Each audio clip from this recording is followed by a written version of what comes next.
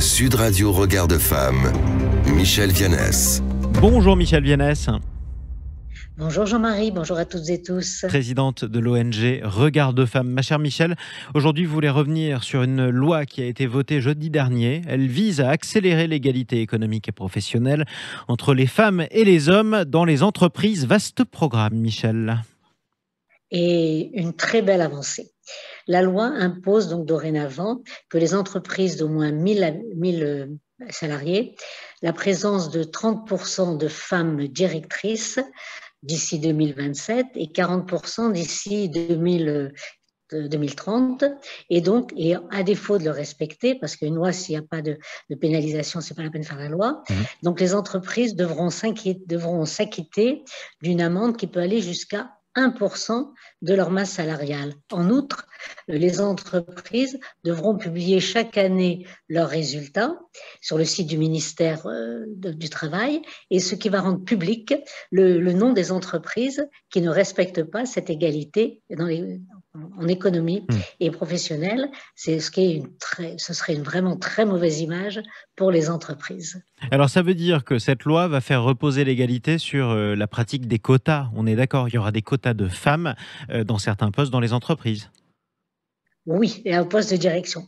Sans la loi sur la parité, sans la loi sur les quotas dans les conseils d'administration, il n'y aurait eu aucune évolution, aucune avancée. Et donc, d'ailleurs, on a bien vu avec la mise en œuvre de l'index de l'égalité que dans les entreprises françaises, il y en a moins de 1% qui comptent une femme parmi leurs 10 plus hauts salaires. Donc, c'est quand même, il y a une marge de progrès. Puis si on laisse faire, on n'aura jamais rien. Et d'ailleurs, on s'aperçoit que 10 ans après l'adoption de la loi Copé-Zimmermann qui imposait 40% de femmes dans les conseils d'administration, eh bien, il n'y a pas eu ce qu'espérait ce ruissellement naturel de la féminisation des conseils d'administration vers les comités d'exécutif. Donc l'arrivée en masse des femmes dans ces comités ne s'est pas produite, quoi. Voilà, exactement. Et alors que les hommes cumulent sans aucun complexe les deux. Et donc, il est nécessaire, c'est pour ça qu'il est nécessaire d'imposer des quotas aux postes à responsabilité des entreprises. Et d'ailleurs, la loi sur les quotas dans les conseils d'administration a été un énorme succès qui a permis à la France, qui avait un très mauvais rang, ça ne vous étonne pas, d'accéder donc depuis à la première marche du podium avec 46% de femmes dans les conseils d'administration. Et ce qui est important surtout, c'est pas simplement pour qu'il y ait 46% de femmes, mais c'est que la présence des femmes à la table des décisions stratégiques, c'est une question de performance, de compétitivité et surtout d'attraction des talents pour les entreprises. Alors si je vous écoute, j'ai l'impression qu'il y a eu des résistances à l'arrivée des femmes dans ces hauts postes de responsabilité dans les entreprises. Qui est-ce qui s'y oppose, Michel ? À votre avis, eh bien, la frange la plus conservatrice du patronat,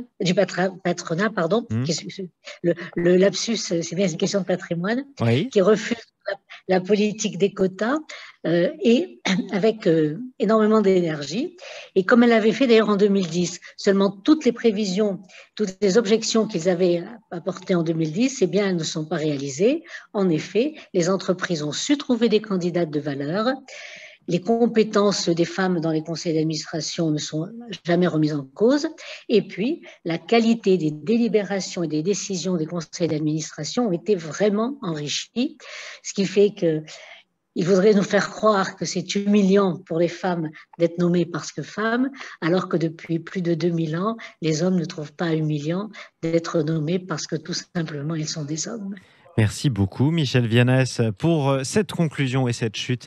Je rappelle que vous êtes présidente de l'organisation non gouvernementale Regard de Femme et je vous souhaite de très belles vacances et notamment une très belle fête de Noël et sur Sud Radio.